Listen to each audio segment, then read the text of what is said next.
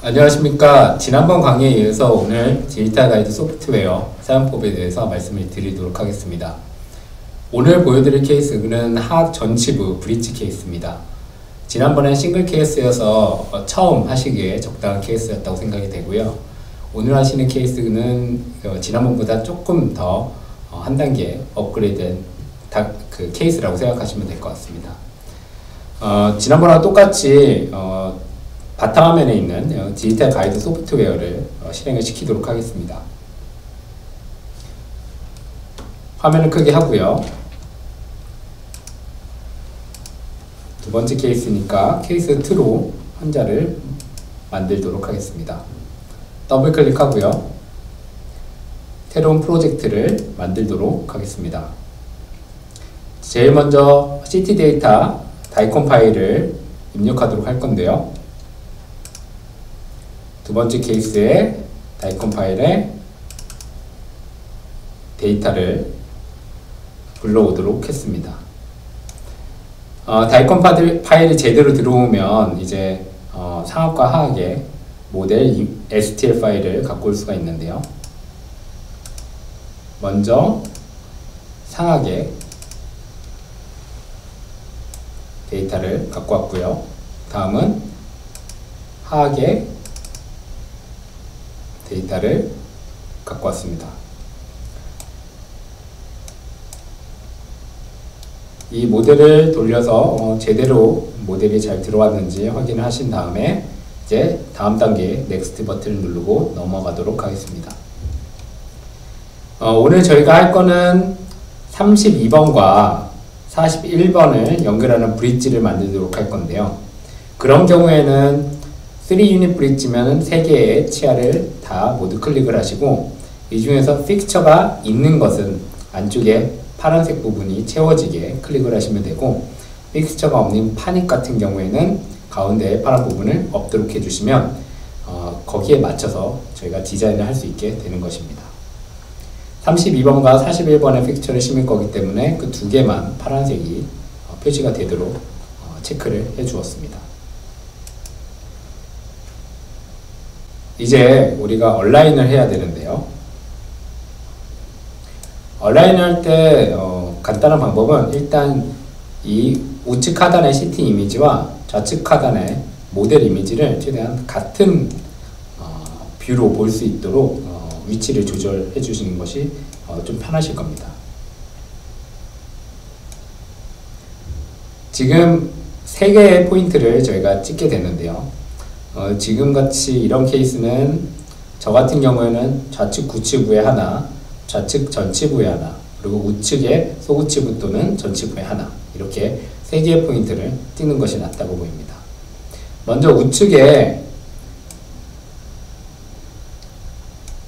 3번 치아 부분에 먼저 포인트를 찍게 될 거고요. 포인트를 찍도록 하겠습니다.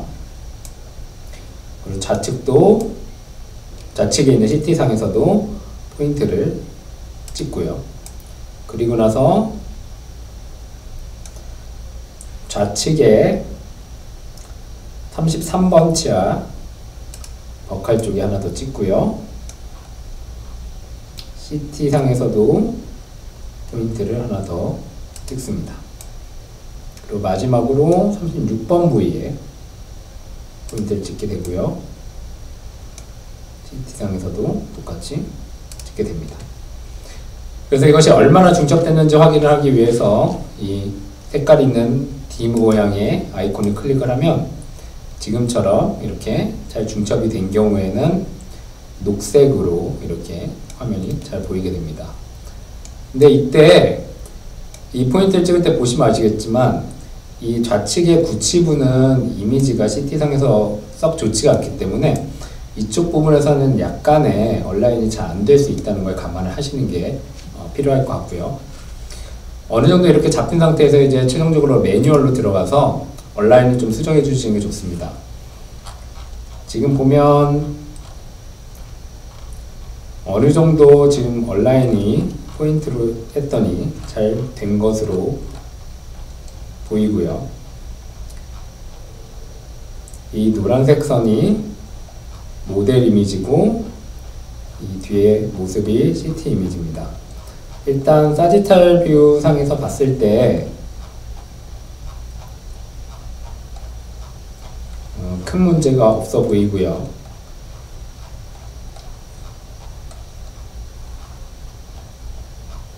코로나 뷰에서도 보시면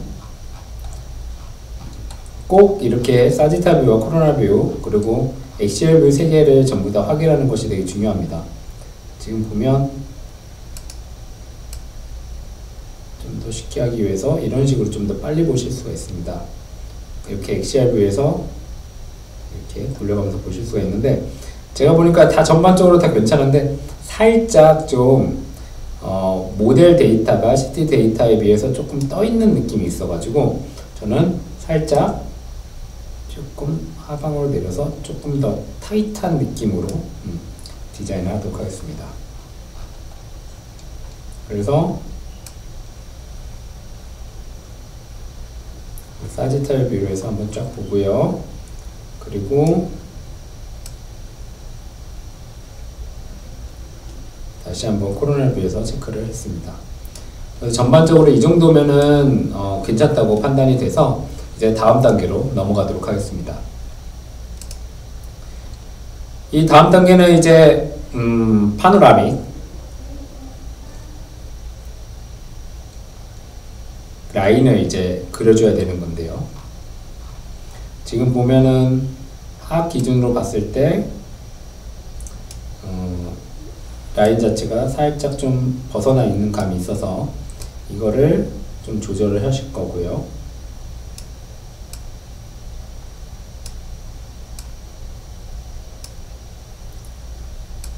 그리고 하악 전치부여서 사실 큰 상관은 없지만 그래도 혹시 모르니까 자동으로 신경관을 그릴 수 있는 기능을 통해서 신경관을 그리도록 하겠습니다. 그리고 신경관이 그려진 것을 보시고 만약에 이 신경관이 이상적으로 그려지지 않은 것 같다라고 판단이 되시면 지금 아이콘 보시면 이런 X 표시를 누르면 이 신경관을 먼저 클릭하고 X를 누르시면 그 신경관을 삭제하실 수가 있고요. 근데 지금 보면 제가 봤을 때 어느 정도 신경관의 위치는 잘 정해진 것 같습니다. 별다른 문제점 없어 보이고요. 그리고 역시나 신경관이 저희가 신기하려는 하악 전치부와는 거리가 좀 떨어져 있어서 위치도 괜찮고 해서 별다른 수정을 하지 않고 다음 단계로 넘어가도록 하겠습니다. 이제 지금 하악 전치부에 위치를 시키는 것 같은 경우는 지금 총 3개의 치아 크라운을 이제 위치시켜야 되는데요. 지금 먼저 31번 치아를 위치시키라고 되어 있습니다.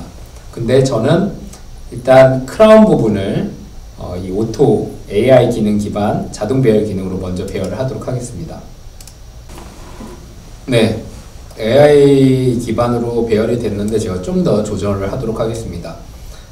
상악을 일단 제가 모델이 안 보이도록 끄고요. 지금 보면 32번, 31번, 41번을 살짝씩 좀 조절이 필요할 것 같네요. 그래서 치아를 조금씩 조절을 해서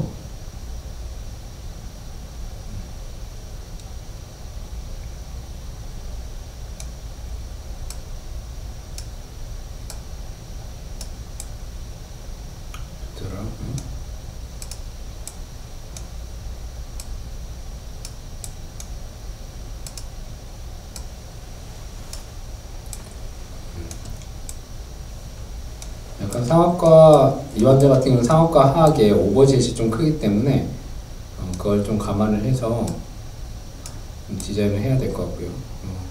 조금 반영하긴 했는데 조금 더 레벨로 더 빼도 될 것 같긴 한데 일단 이 상태로 그걸 감안한다는 생각을 가지고 픽스처 위치를 잡도록 하겠습니다. 다음 단계로 넘어가겠습니다.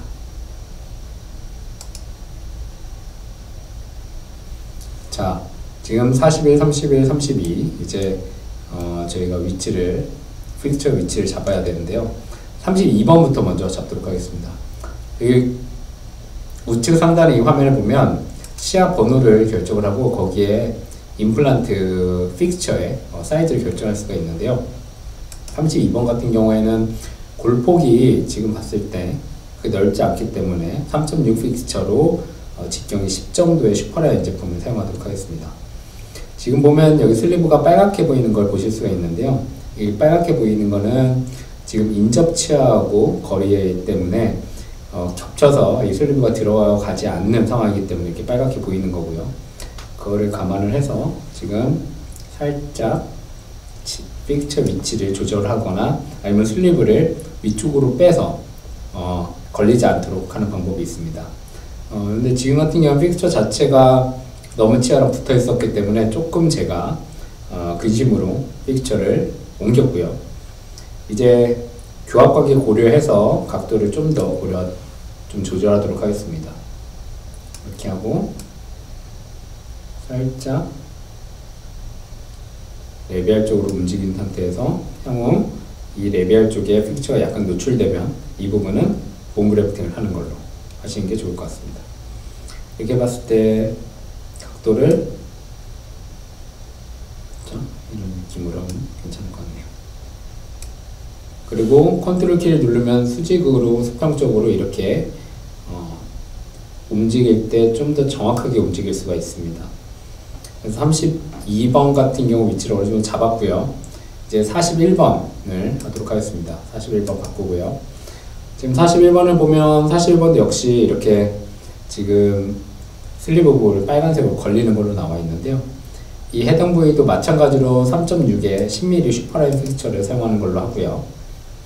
근데 위치가 지금 전혀 상관없게 되어 있기 때문에 여기에 맞춰서 조금 픽처 위치를 조절했더니 슬리브가 저절로 빨간색에서 노란색으로 변경이 되었습니다. 깊이나 이런 거 봤을 때, 축이나 이런 거 봤을 때 전반적으로 픽처 위치는 괜찮아 보입니다.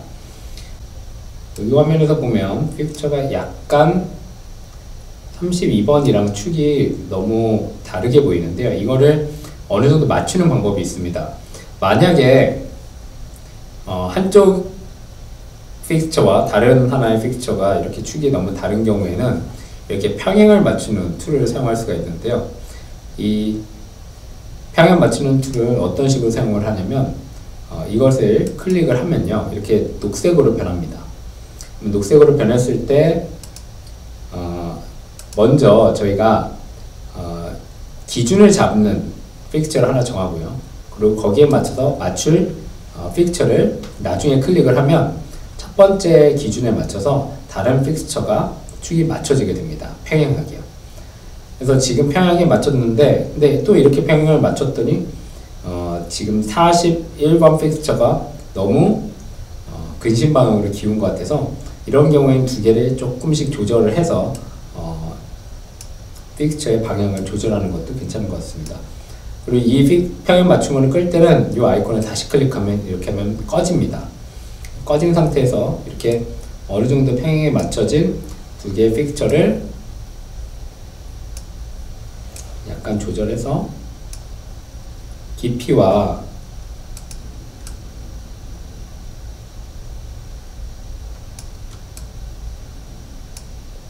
높이를 어느 정도 맞추는 것도 좋은 방법인 것 같습니다. 지금 보면 제가 픽처의 각도나 이런 것들을 살짝씩 조절해서 평행도 맞추고 그리고 교합 관계도 어느 정도 괜찮게 맞췄다고 보여지고요. 이렇게 되면은 이제 픽처의 위치는 다 결정이 됐다고 보여집니다. 그러면 이제 다음 단계로 넘어가시면 되고요. 넘어가기 전에 좀 더 정확하게 보시려면 지금 상단에 보이는 이미지상에서 교합관계를 한 번 더 3차원적으로 검토를 하시는 것도 좋은 방법입니다. 저 같은 경우에는 이렇게 CT상에서 교합관계를 다시 한번 체크를 하는데요. 근데 한 가지 아셔야 되는 게 이렇게 3차원적인 이미지를 저희가 움직이기 때문에 컴퓨터 사양이 조금 부족하면 속도가 느려질 수 있다는 거는 감안을 하셔야 될 것 같습니다. 자, 다음 단계 넘어가겠습니다. 픽스처 위치에 맞춰서 지금 가이드 디자인이 됐는데요. 지금 가이드가 기본적으로 결정되는 거는 두꺼운 가이드, 즉 49짜리가 덴티움 디지털 가이드 시스템 기준으로 풀키트 기준으로 슬리브가 형성이 되기 때문에 너무 두껍죠. 그러면 너무 크기 때문에 보통 화학 전치부를 사용하는 심플 키트로 변경을 해야 되는데요. 심플 키트의 슬리브는 30을 누르시면 됩니다. 41번 30, 32번도 30. 그러면 둘 다 심플 키트로 됐고요. 그리고 지금 보면 전에 제가 말씀드린 것처럼 그리고 지금 보면 가이드 세팅이란 게 있는데요. 가이드 세팅은 가이드의 두께, 그리고 치아로부터의 옵셋값 이렇게 결정이 되어 있는 거고요. 이거는 가이드의 두께나 이런 것들을 여러분들께서 원하시면 바꾸시면 되는 겁니다. 그리고 지금 보면 이 슬리브가 심플 키트로 해서 구멍은 저희가 작게 만들었지만 그럼에도 불구하고 이 슬리브가 좀 너무 두껍게 돼 있죠. 두꺼우면은 장점은 뭐 튼튼하다는 장점은 있지만 이렇게 화학 전치부에 심플 키트로 사용할 때는 굳이 이렇게 두꺼울 필요까지는 없기 때문에 이 두께를 조금 조절해 주는 것이 중요합니다. 이 조절하는 방법은 이 노란색 구가 항상 사이즈를 조절하는 거기 때문에 한쪽에 노란색을 조절하면 이렇게 수직적으로의 크기도 조절할 수가 있고요. 그리고 이렇게 수평적으로 크기도 이렇게 줄일 수가 있습니다. 마찬가지로 41번도 좀 크기 때문에 제가 조금 수직적으로도 줄이고요. 그리고 수평적으로도 조금 줄이도록 하겠습니다. 굳이 크게 만들 필요가 없으니까요. 그렇게 되면은 둘 다 지금 사이즈 조절이 다 됐고 이 녹색 가운데 양측의 기둥은 픽스처의 방향이라고 생각하시면 됩니다. 자, 이제 이 상태에서 이제 가이드 디자인을 하면 되는데요. 가이드 디자인하기 전에 꼭 하셔야 되는 게 언더컷 부분의 처리를 위해서 이 패스의 방향을 맞춰서 이 모델을 움직이시고 스페이스바를 누르시면 거기에 맞춰서 옵셋 값이 결정이 됩니다.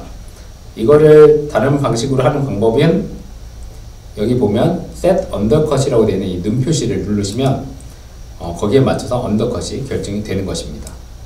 그래서 이런 형식으로 언더컷을 만드셨으면 이제 가이드를 만드셔도 됩니다.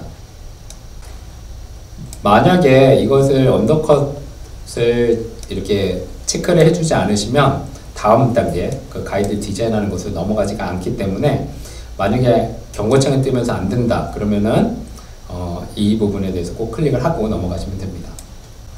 그래서 이 상태에서 이제 가이드를 디자인할 때는 이 플러스 버튼을 누르시게 되시면 이제 점으로 이렇게 바뀌게 됩니다. 이 점을 통해 가지고 인접 치아를 제가 한 2개 정도 감싸도록 가이드를 디자인하도록 하겠습니다.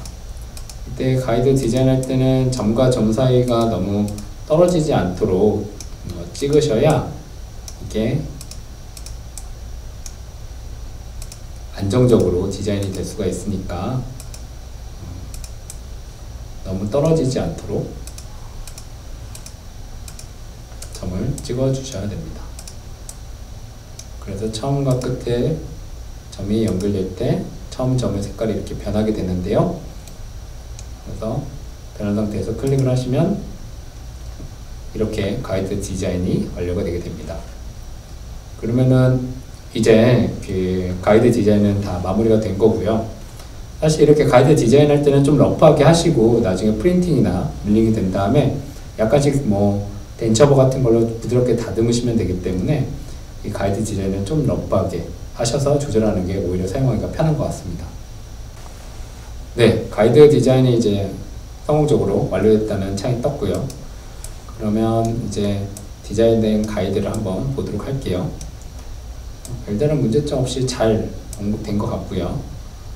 그러면은 이 상태에서 이 가이드를 이제 STL 파일로 추출하면 됩니다. 세이브 가이드 클릭을 하시고요. 그리고 accept 누르시고 바탕화면에 케이스 2로 저는 STL 파일로 저장을 하도록 하겠습니다. 저장을 누르시고요. 그러면 여러분들께서 이거 한번 그 가이드 디자인 한 것은 마무리가 됩니다. 제대로 됐는지 한번 케이스 2 STL 파일을 클릭해서 보도록 할 거고요. 지금 보면 잘 디자인된 것을 보실 수가 있습니다. 내면도 한번 보시고 전반적으로 모습을 보고, 이제 이 파일을 가지고 여러분이 가지고 계신 3D 프린터나 아니면은 밀링 머신을 가지고 제작을 하시면 되고요. 아니면은 이 파일을 덴티움 밀링 센터로 전송을 하셔가지고 여러분들께서 원하시는 방향으로, 지금 같은 경우는 저희가 메탈 슬립으로 디자인을 했기 때문에 메탈 슬립에 그리고 우린 심플 키트를 사용할 거다 이렇게 지시서에 명시를 해주시면 거기에 맞춰서 제작을 해서 여러분들께 전달이 되게 되는 것입니다. 오늘은 학 전체부에 2개의 임플란트 식립을 하고 하나의 파닉으로서 브릿지 형태의 보철물을 만드는 임플란트 치료의 디지털 가이드 소프트웨어 사용법에 대해서 알아봤습니다. 오늘 말씀드린 내용이 여러분 임상에 도움이 되시길 빌겠습니다. 경청해 주셔서 감사합니다. 감사합니다.